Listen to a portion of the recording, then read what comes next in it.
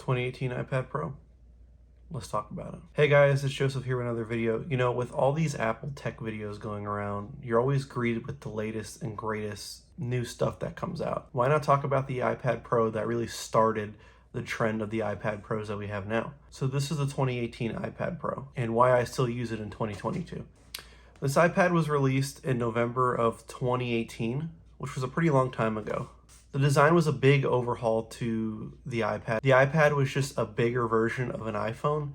It ran iOS, it had a big forehead, it had a big chin, and while it was good for reading, not many people sought to buy it, given the fact of what it really was on the inside. In 2017, they released an iPad Pro. While it had ProMotion, I still wasn't a big fan of this.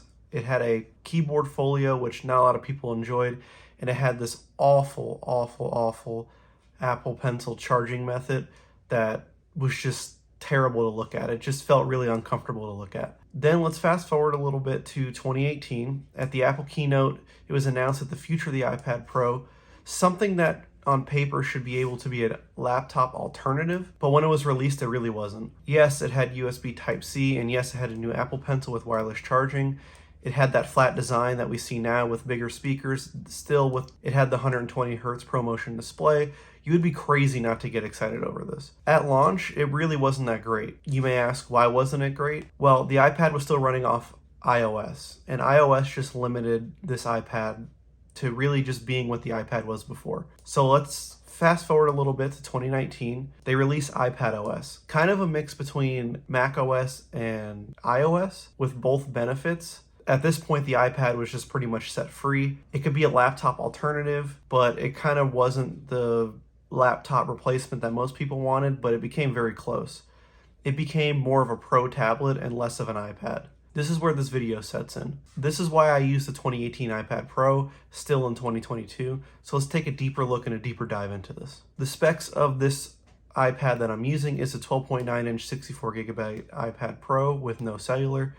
You may ask why I have a 64GB variant iPad, and the answer to me is very simple. For someone who pays for 2 terabytes worth of iCloud storage, I can't justify going up any higher than that. The iPad was released in 64, 256, 512, and 1 terabyte variant models. It has 4 gigabytes of RAM. It also has a cellular variant, but I'm not really going to go into that, given the fact that I just tether it to my iPhone that has 5G. I just don't see the option or the need to spend more monthly on a model that has cellular. I just don't see it. The 2018 iPad Pro has 5 microphones, a sleep-wake button, volume rockers, USB Type-C connection for charging, and a magnetic charger for the Apple Pencil 2. It has a 12 megapixel camera and an LED flash. I mostly use it for scanning documents at the most. One thing that was pretty cool to me is that it produces HDR photos, something I didn't know, and it's something that's pretty small, but really great note for this iPad. It records at the 4K 60 FPS video as well. The front-facing camera is only 1080p HD that does 60 FPS, which I guess is fine. I really only use it for FaceTime. I'm sure a lot of people do. I don't know why a lot of people would take pictures with it like portrait style in the beginning. I don't know. If you're into that, well, I guess you're just into that. The A12X Bionic chip that it was released with is still really good, and even then was really good. This was really showing how powerful Apple chips were becoming.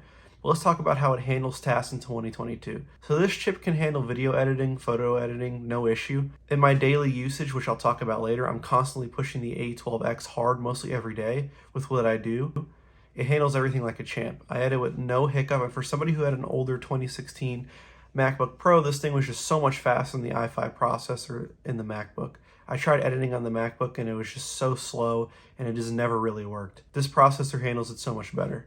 It's fast, it has a faster response and a faster upload speed. It's just overall better. I'm just super happy with how reliable this is. The only complaint that I have is that, well, it's not really a complaint, it's more that it's an older device, but the battery life isn't that great considering how old it is. It's not the worst, but I usually have to charge it 1 or 2 times a day, which really isn't that big of a deal.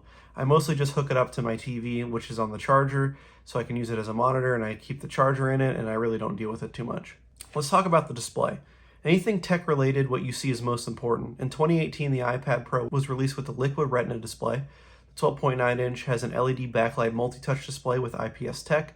The resolution is a 2732 by 2048 with a 264 pixels per inch. It has a ProMotion of 120 Hz refresh rate along with a P3 wide color gamut, and it has True Tone. It's fully laminated with an anti-reflective coating, and it goes up to 600 nits of brightness, which if you ask me is really the only downside of this iPad. As someone who has an iPhone 13 Pro Max that I'm using to record with this video, but when I'm outside reading text that goes up to 1000 nits, I'm really not interested in reading too much text outside with my iPad.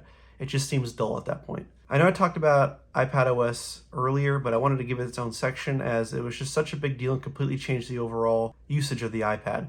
This operating system made the iPad more of a computer and less of a tablet. With desktop-level Safari, you can download things and save them right into your new Files app, which was designed just like the MacBook Files app.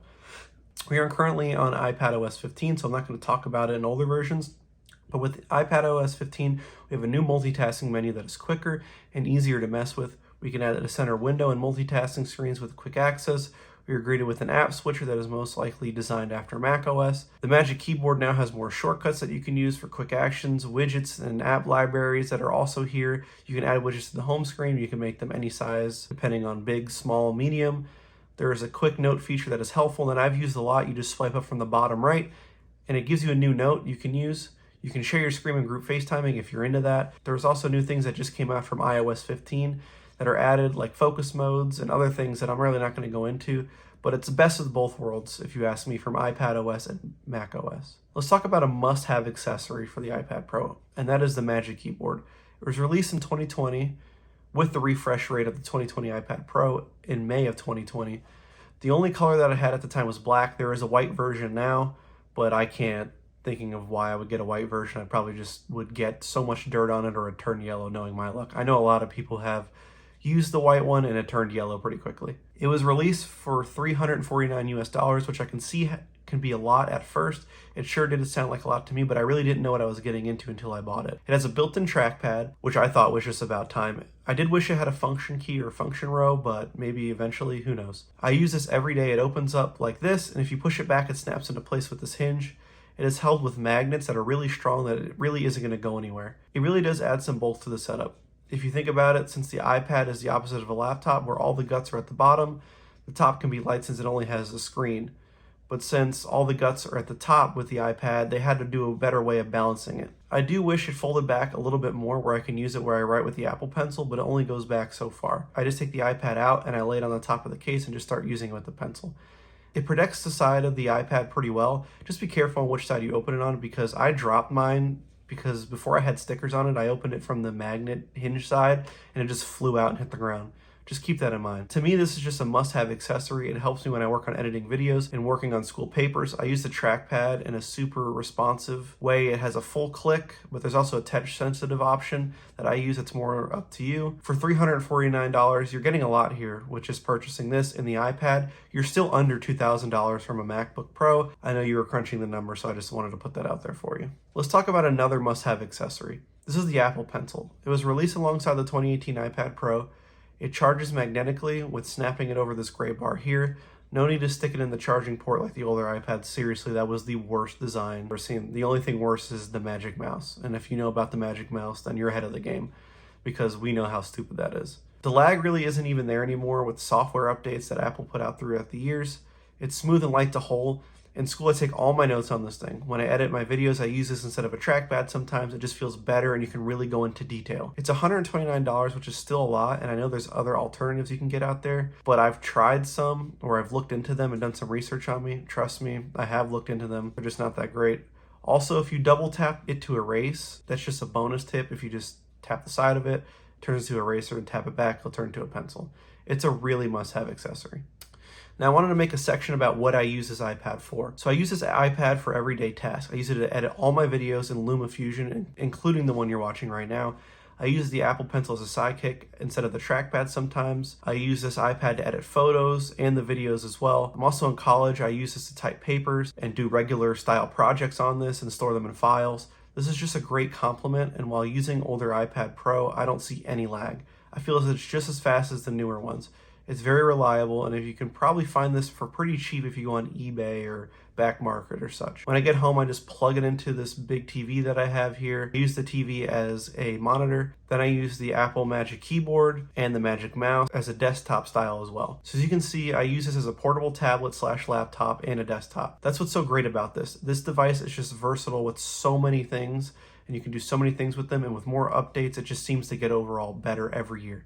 I use it for work. I get very excited to use it there too. This iPad has no limits, and I for one love it. I walk in and can't wait to use it for work. Well, this is the iPad Pro from 2018. It's a much older device compared to all the new fresh versions over the years, especially compared to the new M1 iPad Pro. I know this video must have been a little confusing for some, but this older piece of tech is still so good. If you think about it, you can get this for very cheap. It's a must-have if you ask me when it comes to school. When I was in college, I carried a MacBook Pro, and when I got this, I totally ditched it. If you're a high school student or soon-to-be college student, I think the iPad in general is a much better choice. Instead of carrying books and pencils and pens, you can just carry this. I still edit on this iPad. It handles it so well. With the Magic Keyboard, you can make this into a 90% laptop replacement. The flexibility of feeling like you have a MacBook and then switching it into an iPad is just so comfortable and so easy to use. You can do so much with this machine. The only real full-priced items I would buy are the Apple Pencil and the Magic Keyboard. This device is just so much fun to use. I get excited all the time and I never get bored of it. When I'm not using it for school or work, it's a great entertainment and reading device. It really hits all the spots for me. So yeah, that's the 2018 iPad Pro. Let me know what you guys think in the comments, and if you're rocking a 2018 iPad Pro or just any iPad Pro. Thanks for watching the video, guys. Feel free to like and subscribe if you feel like doing so, and I'll see you guys in the next one.